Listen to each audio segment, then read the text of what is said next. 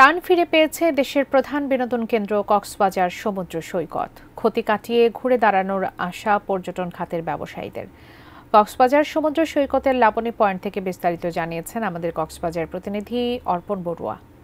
বিশ্বের দীর্ঘতম সমুদ্র সৈকতের শহর কক্সবাজার সমুদ্র সৈকত এখন পর্যটকদের পদচারণায় আস্তে আস্তে মুখরিত হয়ে উঠছে।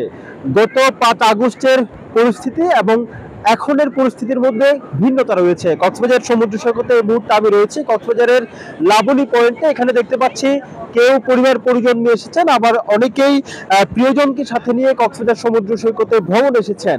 অনেকেই সমুদ্রে স্নান করছেন, আবার ভেজা বালির উপর দাঁড়িয়ে সমুদ্রের যে ঢেউয়ের গর্জন সেটিকে উপভোগ করছেন।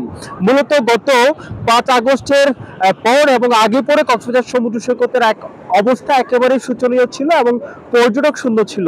দেশের রাজনৈতিক প্রেক্ষাপট, দেশের পট পরিবর্তনের পর কক্সবাজার সমুদ্র সৈকতের পরিস্থিতি আবারও স্বাভাবিক হতে শুরু করেছে। ধীরে ধীরে এখানকার পর্যটন ব্যবসায়ীরা যারা রয়েছেন তারাও আসলে লাভের আশা দেখছেন বলে তারা আমাদেরকে জানিয়েছেন। কক্সবাজার সমুদ্র সৈকতের লাবণী পয়েন্ট থেকে এটুকুই ছিল এখানকার সবশেষ খবর।